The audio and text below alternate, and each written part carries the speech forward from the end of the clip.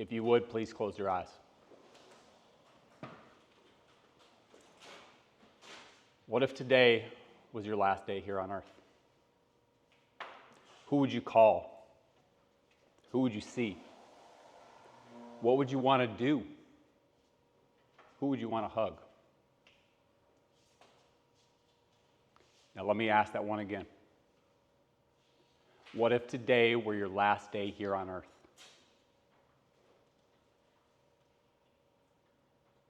You can open your eyes now. I bet a lot of thoughts, feelings, emotions, experiences, situations, people, and life choices came racing to the front of your mind. A lot of what ifs. It's a scary thing to think about. It's even scarier to live it.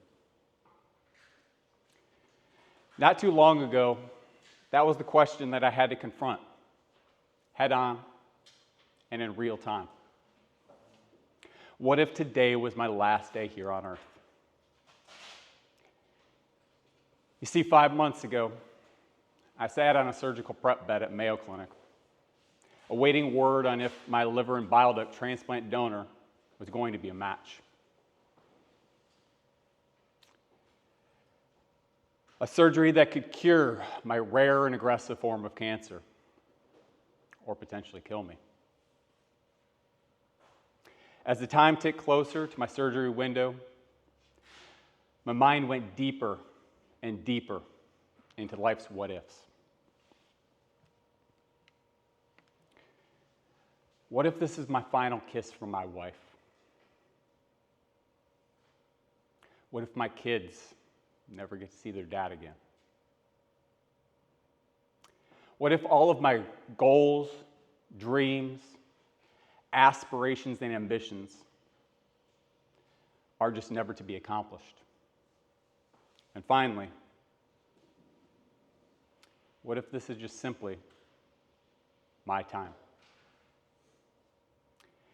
These emotionally charged questions finally got to me. I broke down. Hard.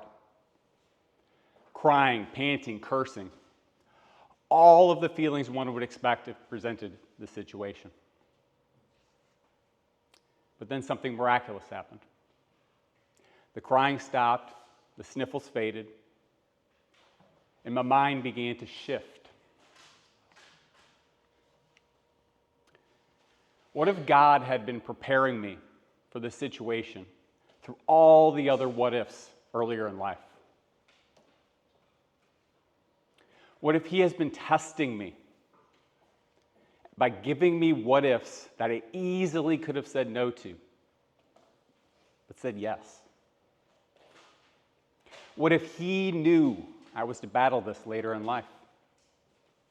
And through making tough decisions, hard work, sacrifice, and having a never give up attitude, I proved I could handle this.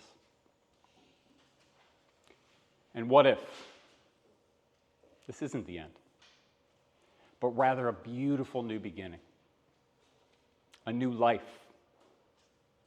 one that can inspire, motivate, and make a true difference in the world around us? The tears had transformed into a new sense of optimism, hope, faith, and a realization that upon success of this surgery, the world would truly be a different place, at least to me.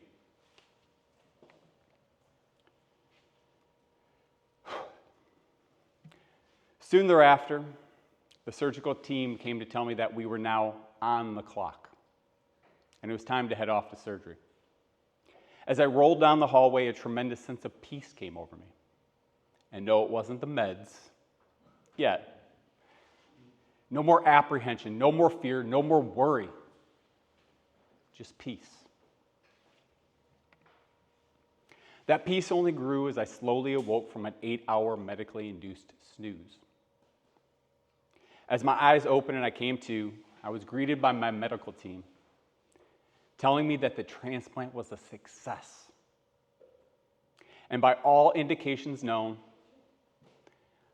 my cancer had been cured. From a 0 to 2% chance of living 2 years to beating cancer and being fully cured. God is good. So today I stand before you, not just a cancer survivor, but a man looking to inspire. Inspire in a way where you take the positive road. That's my 8-year-old daughter saying, by the way. Not just take the easy or convenient path to life's what ifs. I implore you to commit to honoring yourself and your family by really understanding the motivation behind your answers to those what ifs. Are your decisions charting you on a path for short-term success, but long-term failure?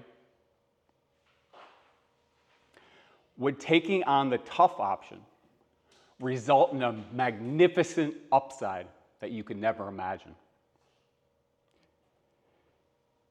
In almost every scenario in my life where I had an internal battle that I had to answer a what if, and I chose tough over convenient, I was rewarded far beyond my expectations. How you answer your what ifs not only affects that one decision in that one moment, but also has the ability to alter the course and the trajectory of your life. So I ask you, what are the what ifs you are grappling with today?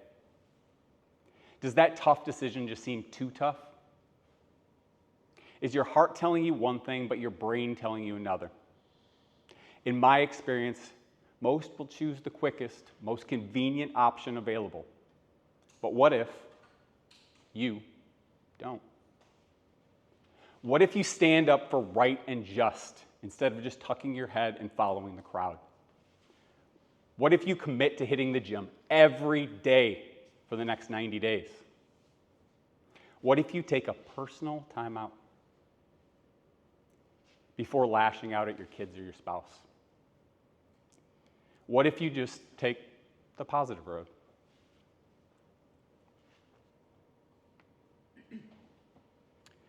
The outcomes of those decisions, or decisions like those, will have a profound and lasting impact on your life and the lives of those around you. That I can promise you. So let's all get out there and chase those opportunities for change and greatness. For as Marcus Aurelius said, the impediment of action advances action. What stands in the way becomes the way. Thank you very much.